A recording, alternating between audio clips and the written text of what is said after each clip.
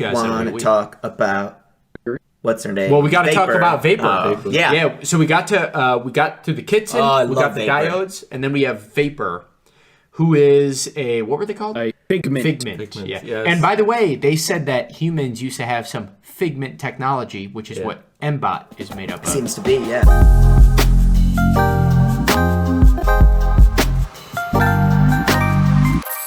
And now she can actually go in and hijack technology. Mm-hmm. So she doesn't even have to fly. Or I guess she does fly in a way, but she's kind of like a gas cloud, essentially. She flies it by shortening the circuits and then controlling the circuits. So I wonder if the reason MBot has such amazing hologram technology is because they used to actually personify themselves in their ships. So they would actually be able to interact with people because they'd actually have their MBots make like little version of themselves. I was curious Interesting. what Figment technology would mean then. I was thinking that MBot, like that AI, is almost like essentially a copy of a Figment in technology. Not Figment taking over technology, but actually harnessing it and copying it while it's in there. Mm-hmm. And so you actually harness the personality or something.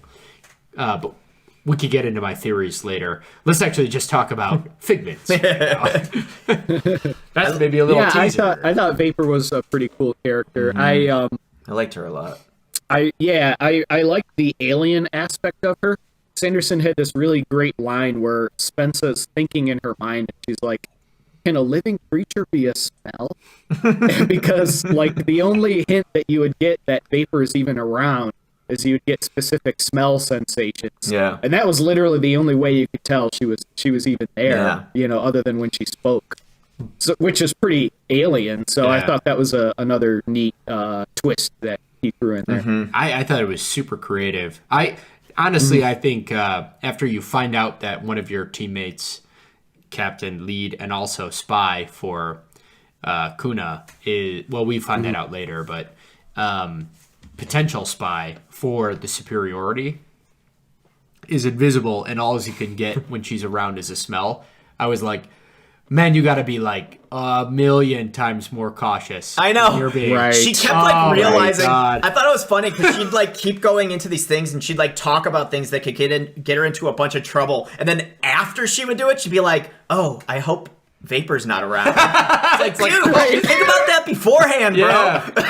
Right. But it was Sniff, sniff, sniff. The only one Yeah. who couldn't tell where Vapor was. Oh yeah. Because everyone's like, don't sit there. Like, Vapor's there. And it's like, how can they tell?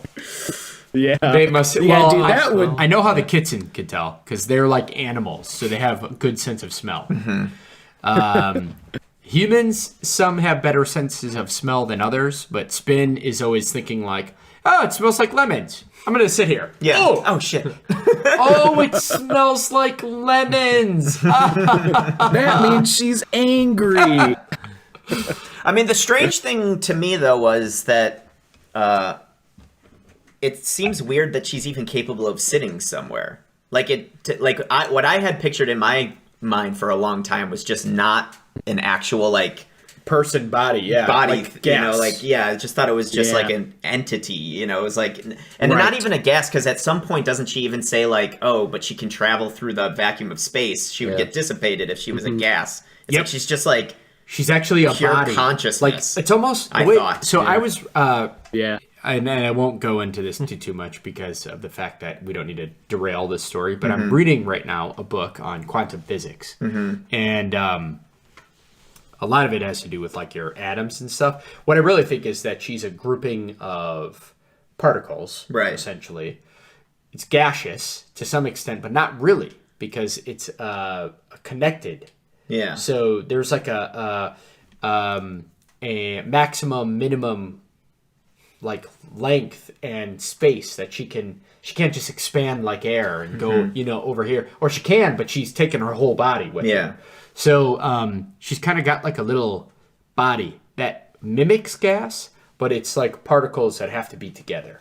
That's what I was kind of settling on in my imagination.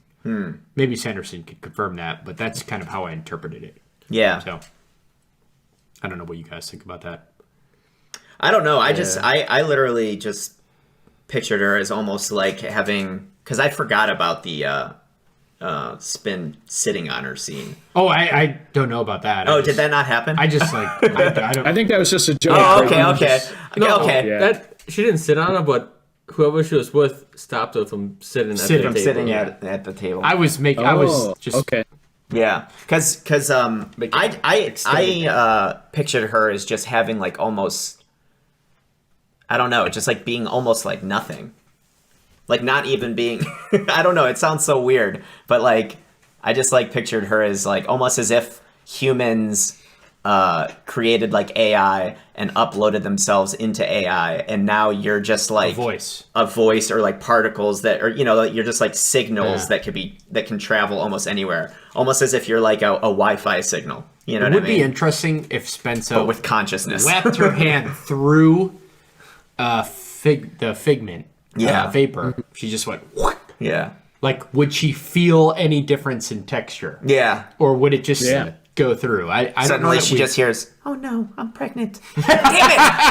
Why did I experiment? Jorgen's gonna be so mad. And it would be in that exact same tone and urgency, director. Oh dear. Oh no, I'm pregnant. So we have a Figment, which we're gonna have to discuss more later as we get into the story. But good character. I think Vapor is. I don't know. She was a pretty good leader in a way. She knew where her weaknesses were. Yeah. She wanted to watch. Mm-hmm. She clearly had another mission. Mm-hmm. Even Spencer knew that after she found out what Figments tend to do. She just didn't know what the mission was. In the beginning, because we first meet her hiding behind a asteroid or something like that. Yeah. During the training exercise, seems so much more timid. Than I thought she was like a super timid, like shy character, but it turns out that that's just like our human interpretation of it, and it seems like she's actually like not really timid at all. She's watching. She's just watching. Yeah. She's just like her role as an observer. Yeah.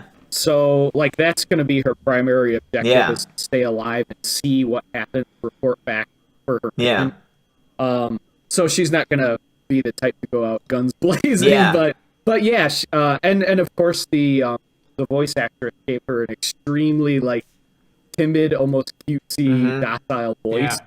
But I mean, halfway through the story, when you find out that she's a spy herself, then you're like, oh dear, this is getting a lot more complicated. I loved that. I'm glad that the voice actor portrayed her the way that she did, though, because I thought it made a really cool conflict in like how we perceive this entity, this being, and how she actually is, because like she's not really like, she shows to not be timid all throughout the book. No, but you still perceive her as timid because of how soft-spoken she is, and you can't see her, so it's like that automatically brings in imagery of like, oh, I'm hiding, I don't want to be seen, I don't want people looking at me, but that doesn't exist with this person. She just can't be seen. You know what I mean? And she has this very timid voice, but yet she had no problem basically just strong-arming Spin into a position of dual leadership with her, of like being like, like this role, just like, well, you